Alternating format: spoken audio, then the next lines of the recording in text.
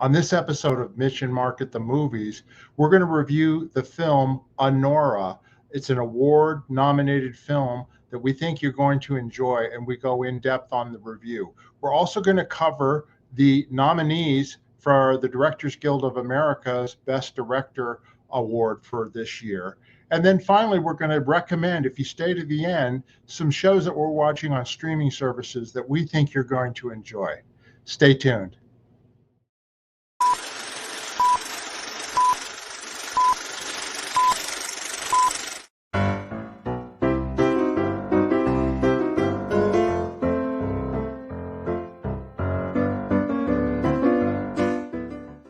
Hello, everybody. Welcome to Mitch and Mark at the Movies. My name is Mark Fisher, and I'm here with my friend and co-host, Mitch Brisker. How you doing, Mitch? Hey, I'm doing great, Mark. Good to see you again. Yeah. We've got another fun show here for everybody tonight. Basically, we're going through movies that are up for nominations in various different Directors Guild and Oscars. The Oscar nominations, in fact, are coming out this weekend, and we'll be going over those on a future show.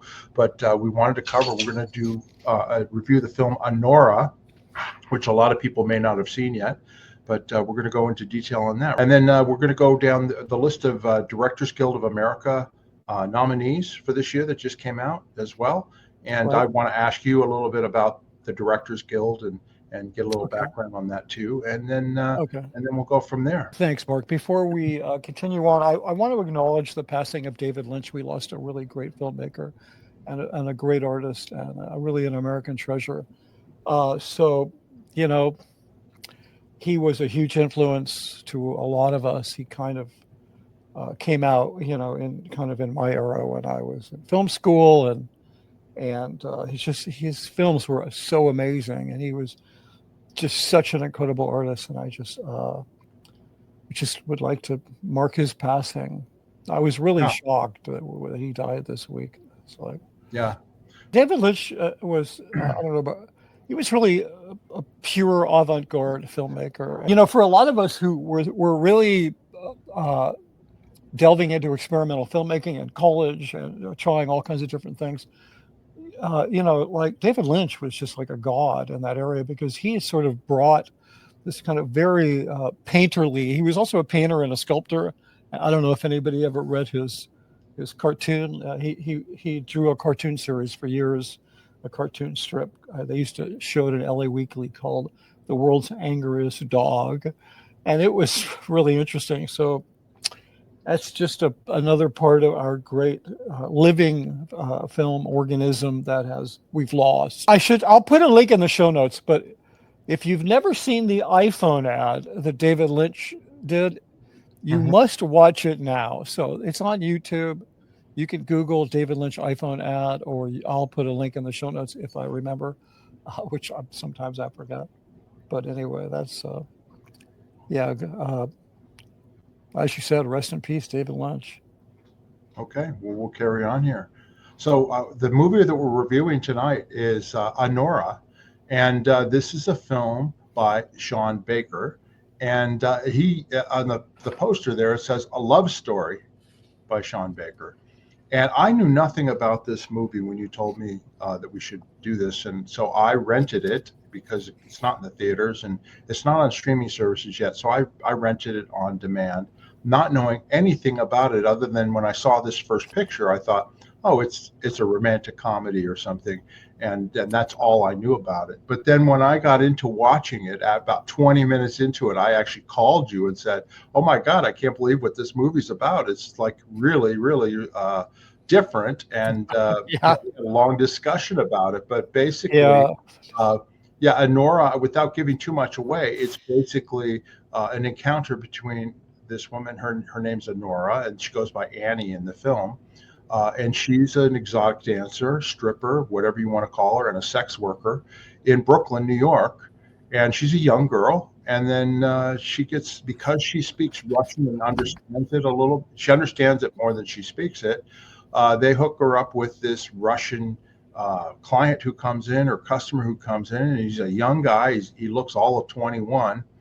and that's where the story begins, and it carries on from there. And it's yeah, I was telling you before we went on the air, this is the first movie I've seen in a long time that after I was done with it, I went, I want to watch that again. I mean, it's that good in my opinion. Yeah.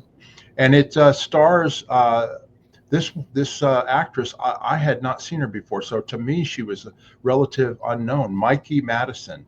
And for those who don't know, she started as a teenager in a Fox television, an FX television series called Being There, I think it's called, for 5 years as a teenager.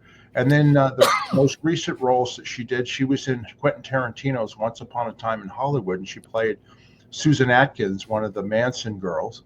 And then she was in the latest version of Scream, and that's her film list of films that she did. Well, anyway, before I knew who she was, I was watching her in the strip club, and I'm thinking, boy, what'd they do? Did they hire an actual stripper and then teach her to act? Because she knew every move and she knew what she was doing in that strip club, and I was really amazed. And not only that, it takes place in Brooklyn, and I found out after the film, after I did a deep dive into her. She's from Southern California. She's from Los Angeles. She doesn't even. She took on a Brooklyn accent and studied to do that and tried to get it authentic. She didn't speak Russian. She had to learn how to speak Russian for the movie because she does have to speak some lines in Russian. And then she also went to boot camp, a stripper boot camp with an experienced stripper to learn how to dance and learn how to interact with customers and all that. And in my opinion, this is a very brave performance for her. And I think it's an award-winning performance in my opinion. For sure. I'm sure you're going to have other opinions, but I can't imagine any other actress, like that are up for Oscars all the time. Nicole Kidman in her youth, or Demi Moore in her youth. Demi Moore tried to do striptease back in the years ago, and it was like, okay, there's Demi Moore as a stripper, right? This girl's performance was phenomenal and really well done, and I just think it makes the movie. The other person that's in the film is this Russian actor. His name's Mark. I'll let you pronounce the last name. I couldn't do it. I think it's Idushian. Okay, and he plays. But my Russian friends forgive me for the pronunciation. Yeah, he plays Ivan, who's basically the male love interest, and he's the son of a Russian multi-millionaire oligarch, and he's in the club and having a good time. But he looks all of 21. I mean, literally, they couldn't have cast a better guy from appearance-wise, in my opinion, because I see a lot of movies these days where they say, oh, this person's 16 years old. And you go, come on, they look like they're 25, 26, 28. This guy looked 21 years old in his physical appearance and everything else. But he was great in the movie as well. And anyway, I just thought, the story is very interesting. They filmed it on location in Brooklyn, and then I filmed some of it here in Las Vegas. And Sean Baker, I found out, they did it kind of a little bit guerrilla style, because they went into some of these restaurants and things in Brooklyn where they filmed some of the scenes, and the crowd that were in there, they didn't even know that it was for a movie. So anyway, I found it very interesting. Anyway, that's my take on it so far. How about you, Mitch? Well, yeah, I mean, Sean Baker referred to this film. I mean, look, if you look at the poster, put that poster up again. Okay. If you kind of I'm familiar with his work and so forth, but you look at the poster. I'm sorry. Here's Sean Baker. Just no. The poster for the film. Yeah. No, I know, but I'm just saying this is Sean Baker. He's the writer and director for the movie. Right. There you go. But if you look at that poster and you know Sean Baker's work, and you know that Neon is like an indie releasing company, the film sort of reeks that the term love story is a little bit ironic. So at least I went into it assuming that there was going to be a bit of irony, more than, I mean, this film is significant in ways that we could talk about in multiple chapters here. But it's, Sean Baker described the film as it's a fairy tale until it isn't. And, it's like a Cinderella story, except imagine that, Cinderella is a 23-year-old stripper sex worker, and Prince Charming is a 21-year-old son of a billionaire Russian oligarch. So, and it's very interesting circumstances, but it's kind of that's the milieu of the film, but the real heart of the film explores some themes about the shaming of sex workers, but mostly about power differential. This film is really about how power is associated with money and about how there's this differential that's used to sort of segment and abuse people. And so, yeah, it's pretty amazing. And it was shot on location in Brooklyn and Vegas, but also a lot of it took place in Coney Island and Right. a neighborhood Brighton next to Beach. Coney Island. Brighton Yeah, Beach. exactly. Brighton Beach, which is primarily Jewish and primarily Russian Jewish. So yeah. Anyway, it was I love this film. I can't say enough about it. I think Sean Baker deserves the DGA award. I think he deserves an Oscar. I think the film deserves multiple awards. But I have to tell you, there's one thing. Oh yeah, and Mikey Madison, she was also in the Addams Family. You forgot to mention that. People might have seen her in that. But as soon as I started watching this film, it's so obviously a Cinderella film, and there's this wonderful opening scene in the strip club, which they shot in a strip club, which they the director credits his his location manager with finding the strip club, which is that's kind of where Mikey Madison went to boot camp. But she went in there and she learned like how you work a guy to get money, and and there's this amazing scene in the film. Sean Baker said he shot about 3 rolls of film. They shot this film on film, and that would be about a half hour, depending on the size of the loads. But so he shot about a half hour of film with a telephoto lens, completely off the cuff, with Mikey Madison actually being in character, going around and interacting with the extras and meeting people for the first time and giving lap dances and kind of, figuring out how to hustle them into the back room so she could give them a lap dance and make some money. And it's just an extraordinary scene. It is. I know you had mentioned, oh my God, it seems so real. And they really harnessed some unique techniques and energy to pull it off. And there's also Sean Baker also credited his production location manager. And for those of you who don't know, a location manager is a person. They're like they're the person who's responsible for finding locations, securing locations, and then going into those locations. And ahead of time, like if Steven Spielberg's coming to your little village to make a film, the location manager is going to show up and make sure that everybody is included and everybody knows everything. And so this location manager on this film did a great job, because the locations on this film they're like character in the film, which is something that Sean Baker does. He did it in the Florida story. These locations that he shoots in, they're really intrinsic to the story. And they also, I heard an interview with him where somebody asked him about the mansion where the oligarch lives, where a lot of the film takes place. Right. And he said, that he literally Googled, what's the biggest mansion in Brighton Beach or in Coney Island, and he found this place, and it was up for sale, and they were able to secure it. And that mansion is literally a character in this film. But absolutely, yeah. There is, I have to say, the scene in the strip club is amazing, but there's also it's over 20 minutes. There's a home invasion scene, which is absolutely spectacular. It's funny, it's violent, it's tense, it's dramatic. It's like everything you could possibly imagine, and it goes on forever. And later, when I read that scene was over 20 minutes, I'm like, if you asked me, I would have said it was 3 minutes, because it literally went by so quickly.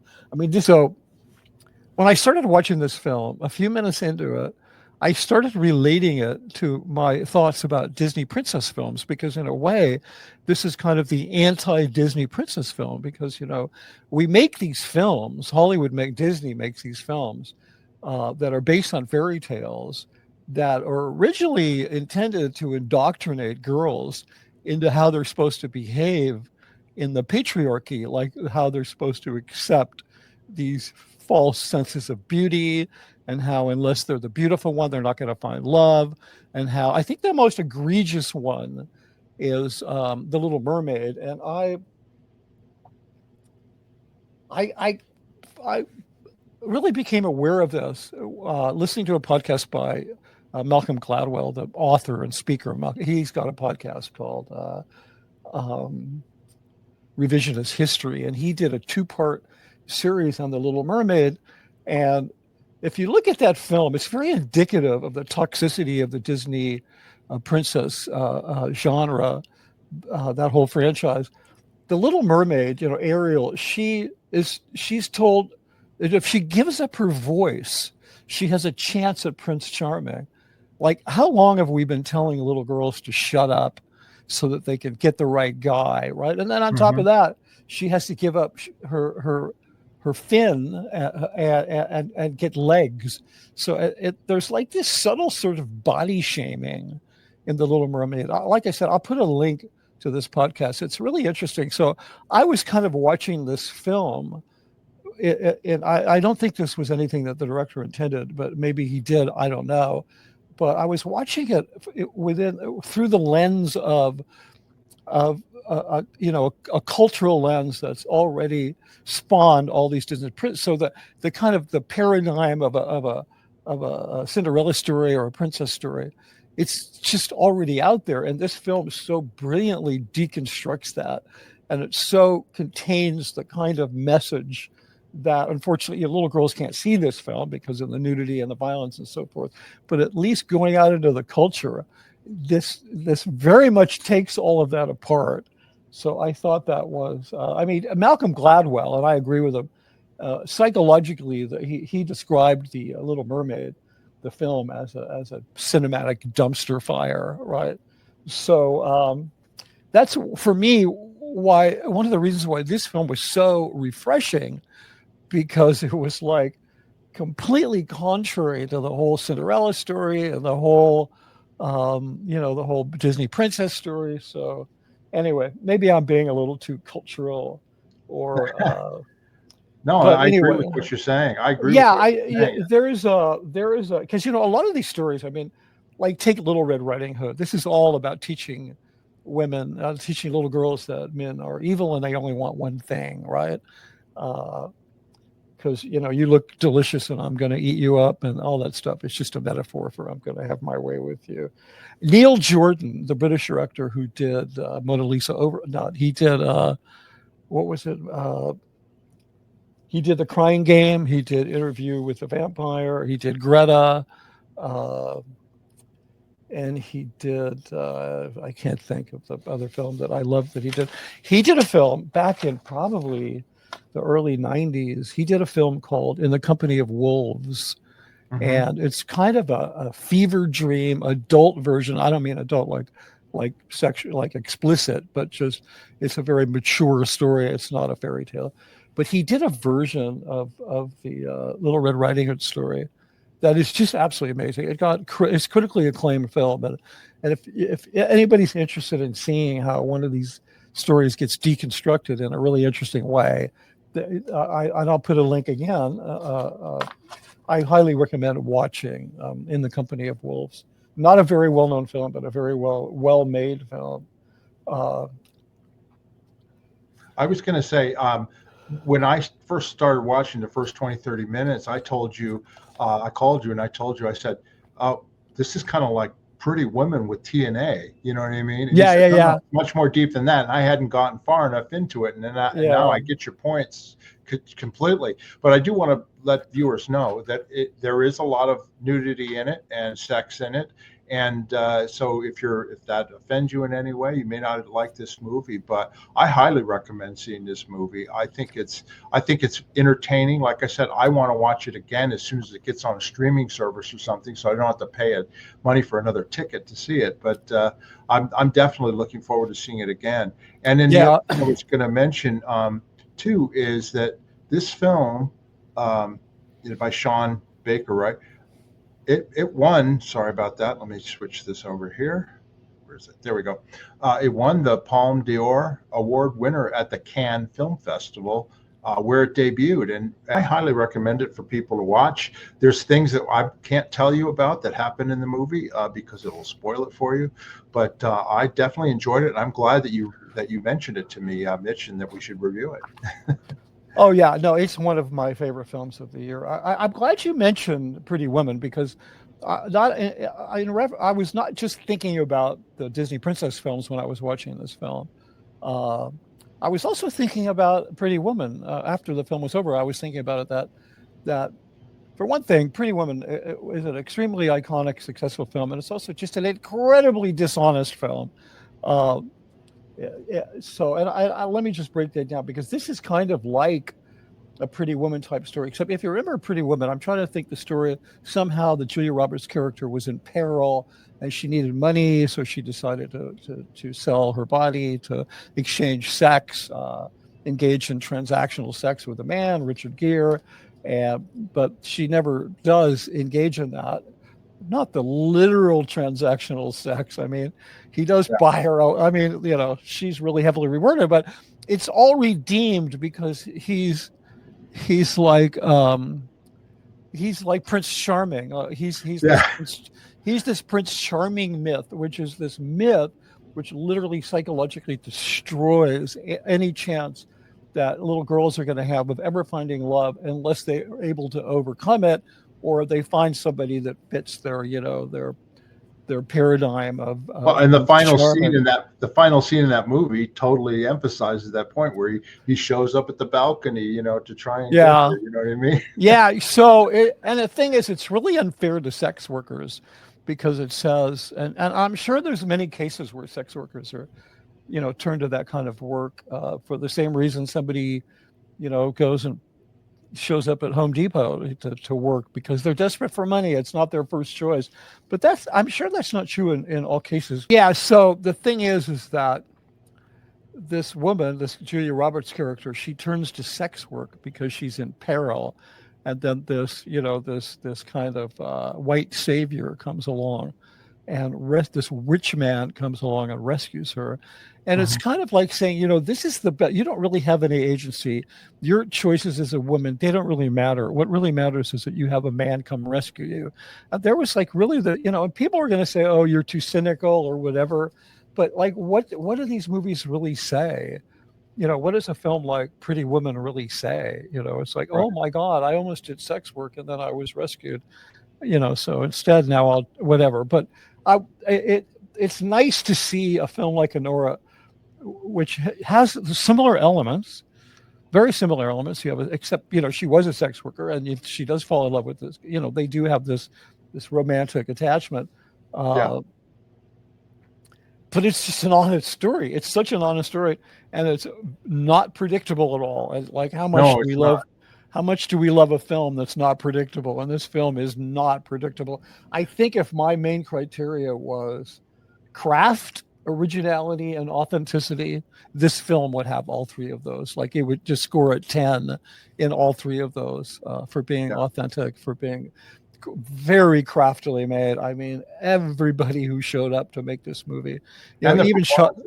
Well, they showed up, but even Sean Baker said that, and he was joking, but he said this film was really easy to make because I had this amazing crew and this amazing actors, and they basically made the film. So he also, the other thing I saw, watched an interview with him last night, is that he said he likes the fact that he kind of left the ending. There is an ending to the film, but there are a few ambiguous things, like you're not sure what on a few things, and he likes that because he likes people to think about it and to draw their own, what is your opinion of this, what is your opinion of that, and I like that too in films. It's not like just black and white, cut and dried at the very end of the film. I'm talking about that last scene in the car. You know what I mean? It's I mean there's an ending in that the main character, the Mikey Madison character, is sent on a pretty I don't know, I don't want to give anything away, but I wouldn't. Her trajectory in life is completely changed at the end of the film. And in that sense, it has, what we would say, call a denouement, which means it would just have an ending, right? And it does, but it also, I think because these characters are so well brought to life, that in your mind you project them forward because you're still engaged with them as a story, which is really powerful. You don't just drop it, but Yeah. I mean, I am reminded of the famous Orson Welles quote, and I'm just paraphrasing, where he said, "Well, if you want your story to have a happy ending, you just have to end it before things get bad again." So that has some relevance to this. There was one other thing I wanted to bring up, which is there's a little bit of controversy about the film that I thought was worth mentioning, which is that Mickey Madison she chose not to have an intimacy coordinator on the set. There's a lot of controversy about that. Like everybody from the intimacy coordinator union or whatever it is, they're like, no, that should never happen. But it was her choice, and she didn't in any way feel exploited. She felt comfortable. Everybody on the set felt comfortable, and that's not a statement for or against having an intimacy coordinator. I think it's incredibly important. They in a great many cases, people get ahead of themselves making films, and sometimes they forget about the well-being and the mental health of others. I mean, we've seen it when things go bad on a set, like with the Rust, with the Alec Baldwin film, or I think wasn't it called Rust, where there was tragically a brilliant young cinematographer was fatally wounded accidentally. So it's important to have these. Plus I'm a member of the Directors Guild, and we were going to talk a little bit about that, but one of the roles on a film is the safety. Like that particular guild, the members of that guild are responsible for everybody's safety on the set. Like when John Landis, the director, was involved in that Twilight Zone disaster where the Vic Morrow and those, I think, 2 Vietnamese children were killed by a helicopter. He was charged with involuntary manslaughter. Oh yeah. The director of the film, because at the end of the day, the homicide inspectors show up and say, okay, so who asked them to get so close to that helicopter? And everybody says, oh well, the director. And so it's like, okay, he's under arrest. So it's important to have these safeties, and that also goes for people being a nudity and portrayals of sexuality and stuff. We want to make sure that people are safe. But it's very interesting that she chose not to have it. And, it went fine. There were no issues. So, right. But I think that anybody that's uncomfortable with the sex or the fact that Mikey Madison was doing this without, the standard person on the set to monitor that activity, which turned out it's just not for you, the film. Yeah. If that bothers you, just go see another movie. Yeah. One last thing I want to say about Mikey Madison is I heard the director say that he wrote this script for her. I mean, he'd been thinking about this for a long time, but like he actually wrote the script not for her, but envisioning her as that character. He talked to her about the film, and she committed to the film before there was even a script. So right. I think that's part of why she fits so well into this film. And another thing I wanted to say about the sex is that I'm not a big fan of sex and violence, and especially if it has anything to do with kids. It's like, just you make a movie, don't kill kids, okay? Just don't have a kid die. Every time if a kid dies in a film, I'm like, there's some cases where it's pertinent. If you're doing a story about, Anne, what's her name? Oh God, Anne Frank. Yeah, if you're doing the story of Anne Frank, I mean, come on, she really died. But unless the sex or the violence or whatever is really pertinent to the story, if you couldn't tell that story without it, if the presence of it, especially sex, does something to the story other than titillate the audience, and I have to say, with all of the sex and nudity in this film, it really pulls you into the frenzy and enthusiasm of early 20-year-old kids who just want to have sex. You kind of need to viscerally feel that. And so they just put enough of that in. And I was really impressed that a film could be that explicit. but serve the story. So yeah, I mean, I saw an interview with both of them, Sean and Mikey, uh-huh. and he said he put in that whole strip club scene at the very beginning, which was like 15, 20 minutes or whatever, Yeah, you a know, long beginning scene. of the film, because he wanted to establish the character, Mikey's character, Yeah, Annie, Anora, yeah, and her world in terms of where her mindset was, in terms of how she operated, how she hustled, how she did this. So that way it propelled the next part of the story, which is really the real story, is yeah, the whole yeah. relationship with the guy. But that whole setup in the strip club, I mean, that could have been a valid opening for like a workplace drama, Oh yeah. because it really got into this incredible depth and subtlety. It was really revelatory, and they did. I mean, the cinematographer did a fantastic job. The lighting on that scene was fantastic. The next thing we're going to talk about is the Directors Guild of America theatrical feature film nominees for 2024 were just announced, and I'm just going to run through them real quick, and then we'll talk about them after Okay. that. And of course, we've reviewed this film, Amelia Perez, Jacques Audiard. He was nominated for Best Director. James Mangold, A Complete Unknown. We've reviewed that film about the Bob Dylan, biopic story. And then Sean Baker, who we were just talking about, he got nominated for Anora, which is the film we just reviewed.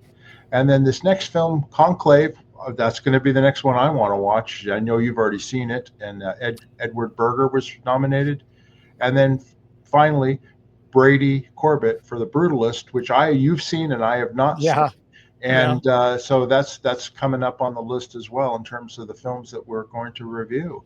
And so those are the nominees. And what did you think of the nominees? And I wanted to ask you how this whole Directors Guild of America awards, how does it all work, the nominating and the Oh, okay. Well, I mean, I feel a certain degree of satisfaction because those are the films that I voted for. And the way that works is there's a nomination ballot in a bunch of different categories. I mean, everything that members of the Directors Guild work on, television, Right. every category, television, from sitcoms to documentaries, whatever, right? Yeah. News, whatever it is. And then, of course, feature films. And the way they do it is you make 5 choices and you order them 1 to 5. And so they're weighted, and that helps to determine it. But I'm not sure if I voted for A Complete Unknown. I might have had something else in there. I don't remember, but definitely. And I think so how does it work? That's how it works. I mean, if you're a voting member in good standing in the Directors Guild, you get tons of screeners. Then they have, there's online voting and you vote. I think that award is 85 years old. And I think the Oscars is 95 years old. So that means that for 10 years, the director's branch of the Academy didn't have any guidance in who they should pick, other than, there was no precedent for it. But it's a very significant award in Hollywood, even though they don't televise it. It's the bellwether for who's going to get the Oscar. It's like, I think you could look that up, but I believe only 3 people have ever received the DGA award and not received the Oscar. Right. And I think that was it was Steven Spielberg. He was given the DGA award 3 times And before, didn't get the Oscar. Yeah, before they finally gave him an Oscar. So, which was a really odd thing. But everybody's kind of. Can I ask you about that? Let me ask you that. Sure. So the Directors Guild members vote for, like, now that's 5 nominees or whatever. So now you'll vote in terms of which of these 5 you think is the best, or is that? And it'll be announced. Yes. Yeah, that's right. And then they have an event where they announce it and all that. So they have a big dinner. They have a big go ahead, sorry. No, I was going to say, so what's the difference between the voters for the DGA versus the voters for the Director Oscar? Are there more people involved in the Director Oscar in the Oscars in the Academy, or no? I don't really know. I think not all directors. I'm not a member of the Academy, but I vote for the DGA. So, well, how about this?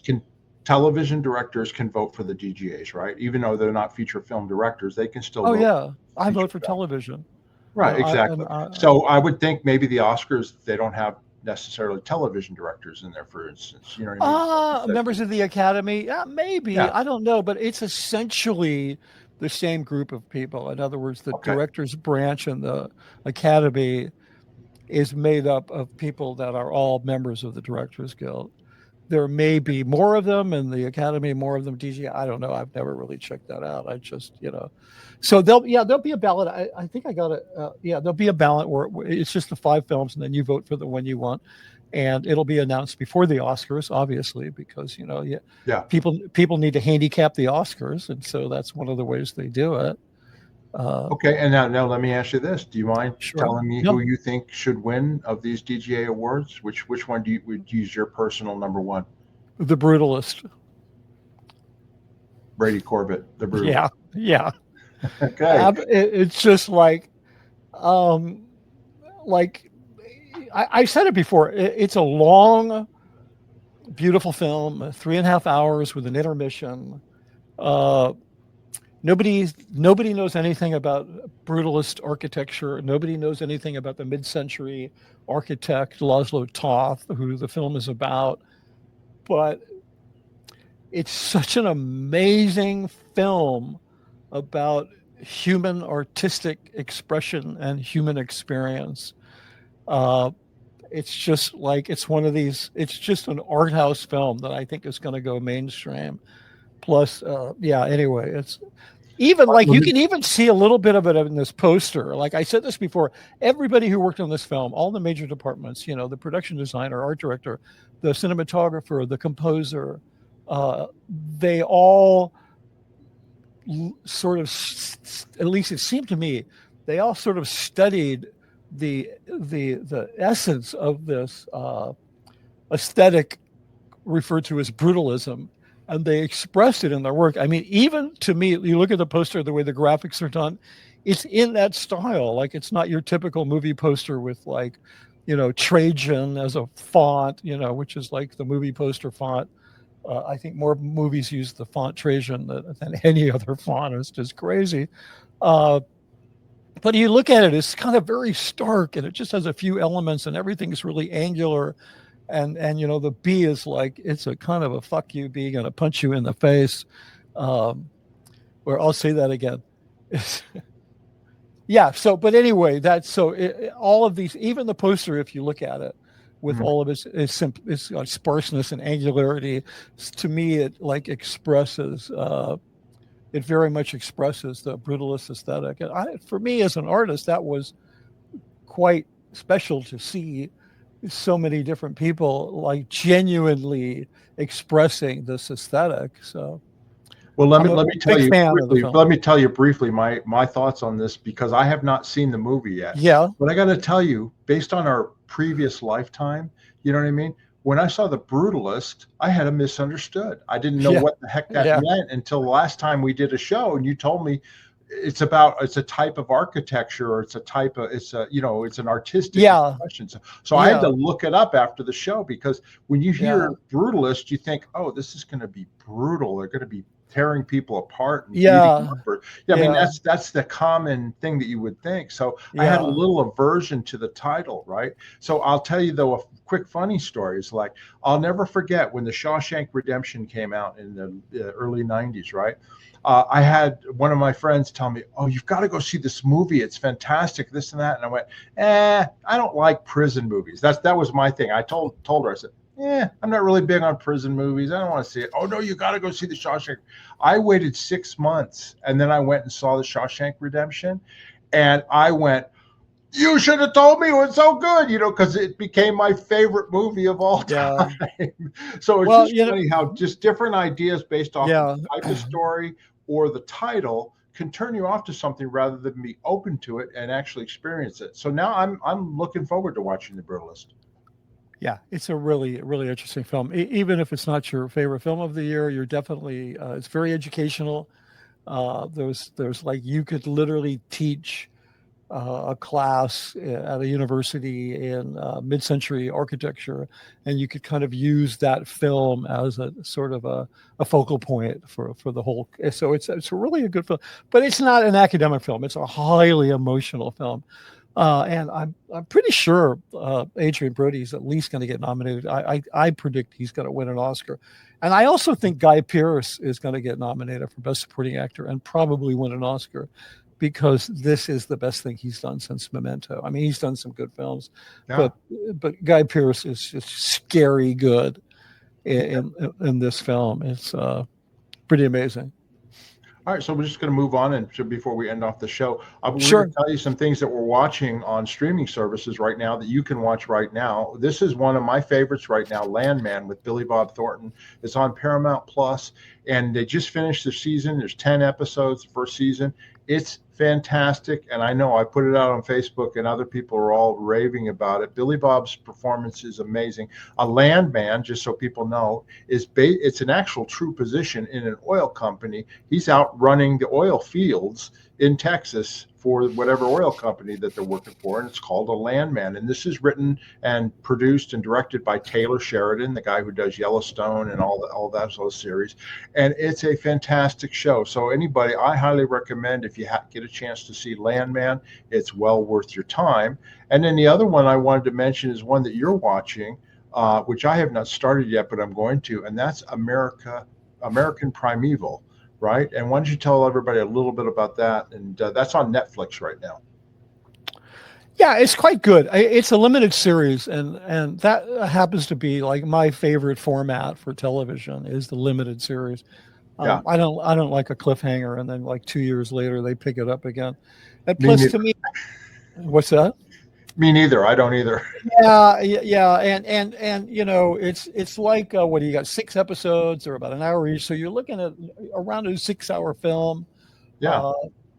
And I just the way that you structure a story over 6 hours as a complete story, it's different. You know, some of my favorite limited series, like if anybody saw the Lost Flowers of what was her name? Something Hart.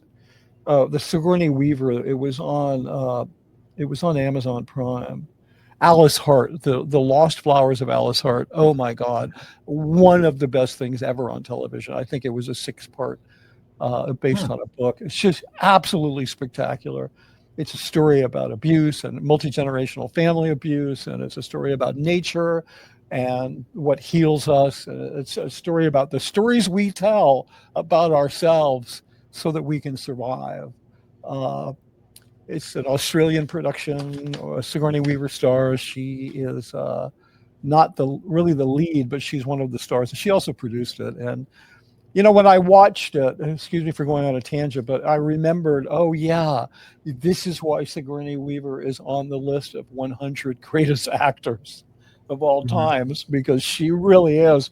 So, but anyway, that's I love a limited series. I'll generally give them a chance. I really liked this cast.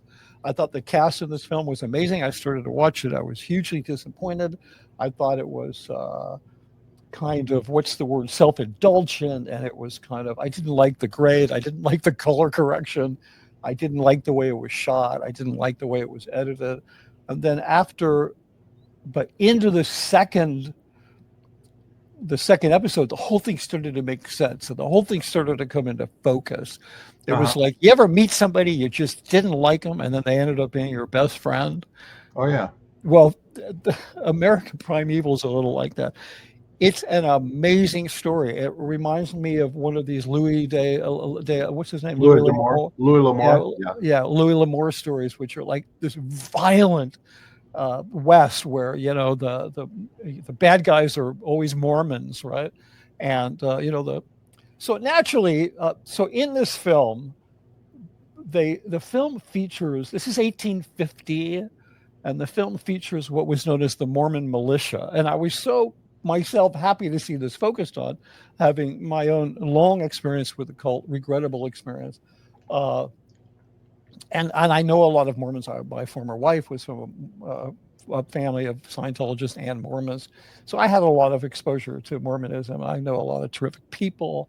But, you know, it is a cult, and they have a really dark past. A lot of people don't know that in 1850, the Mormon militia was the largest standing army in the United States. This is one of the reasons why the U.S. government in some of the territories had give and shoot on sight orders for Mormons. They did some horrific things. They trafficked people just like Scientology from Europe. They drove them across the plains, across the wilderness. They drove them to Salt Lake City. A lot of them died. It was a forced march. It's went out in history as the Great Mormon Handcart Tragedy. You can read about that. You can Google it on YouTube. You can find documentaries about it. So I was like, yeah, let's talk about these people because, they basically did in Salt Lake City with David Miscavige. I know we don't do Scientology, but he's very much trying to do the same thing in Clearwater. So I was kind of happy to see the Mormon past become, not that I'm down on Mormonism or whatever, I'm down on abuse if anybody is being abused, but I think these things need to be part of the conversation. And so in addition to this being a very violent, and it's intended to be because it's about a violent time, and I also thought the Indians were going to get short shrift, but they don't. The treatment, the way they showed the Shoshone Indians was absolutely amazing. How spiritual these people were and how much they were screwed over, especially by the Mormons. I mean, the Mormons committed a genocide of Indians in the West. And the ones that they didn't kill, they just adopted the children and just wiped out their culture. So this film has a lot going for it. Taylor Kitsch is amazing, as is the woman. I can't think of her name right now. And then there's a couple of other actors. I don't have a list in front of me, people that I really like. So yeah, I can't say enough about it. So I'm looking forward to watching it. I'm just I highly recommend it. Yeah. Okay, great. American Prime Bill. I know what you mean though, but I like a limited series too, because then you got a beginning, a middle, and an end. Not like, oh yeah, well now we got to continue it for 3 more seasons. Yeah, I mean they lose their way after a while. Yeah, sometimes they do. I mean, I remember Penny Dreadful when it was on Showtime, one of the best series ever. And the guy, what was his name, Logan, the guy who developed it and wrote it, it got canceled after 3 seasons because only 800,000 people turned in for the season finale. And, I thought it was one of the best things on TV, and then it gets canceled. And then the creator came out and said, look, I only created this for 3 seasons, so I don't really care. But see, that's the thing. They get a bunch of viewership, and then they're like, we got to keep the story going. Where, it's like a limited series. It's like a big book. You have small books and big books. And it's structured differently than, somebody writes a science fiction book and it's a huge hit, so they decide to make it into a series.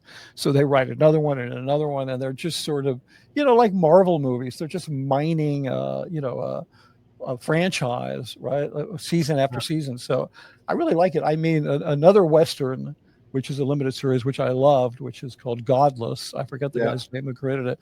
Same guy who did The Queen's Gambit, which is another limited series. And I really enjoy those a lot. So yeah. Okay, great. So if I can remember, I'll put these, all of this stuff, I'll put it in the show notes, especially The Lost Flowers of Alice Hart, which I cannot, Jesus, just stock up on Kleenex. And I haven't seen it. So it's amazing. On my list. And it's so beautiful. It's like the beauty is it's a treat. Well, please subscribe to our channel. Las Vegas Travel and More is my channel. And then, of course, subscribe to Mitch's channel, which is Scientology-the-big-lie.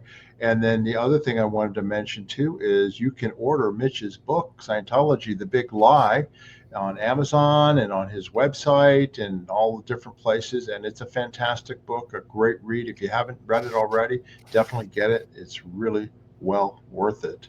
Thanks, Mark. Yeah, I should also mention I've been reading, for some months now, I've been reading chapters of it live on YouTube, and so I'm trying to get the chapters knocked out one a day. So, because it's if you want to tune in and watch that, I'll read the book and I give a lot of background data, other information that was going on. So yeah, and that's on Mitch's channel, Scientology, The Big Lie. So anyway. You can so go on over there, hit the notification bell, and then you'll know when I'm doing this. And then if you like the content, subscribe and give it a like, as they say. And then also, if you have questions or comments or opinions about what we talked about on Anora, the DGA Awards, Landman, any of the things we've talked about, please put them down there. If you have suggestions for the show or things you want us to review, let us know down in the comments. We really appreciate the feedback. And then if you'd like to support our channel, you can go down to Buy Me a Coffee in the video description. Any money that comes in, it helps support the channel. We get to go see more movies and do all sorts of things. So we really appreciate the support from everyone there. Mitch, have you got anything else you'd like to say before we end off this edition of Mitch and Mark at the Movies? No, I think that's pretty much it. So yeah, I'm anyway, looking forward to it. You know, we'll do Conclave and The Brutalists, and then of course we got the Oscar nominations will be out by the time people see this, so we'll be able to comment on those as well. Yeah, absolutely. I'm a little behind on watching foreign films and documentaries. I need to catch up on that. So Okay. yeah. All right. Until next time, everybody. Bye bye.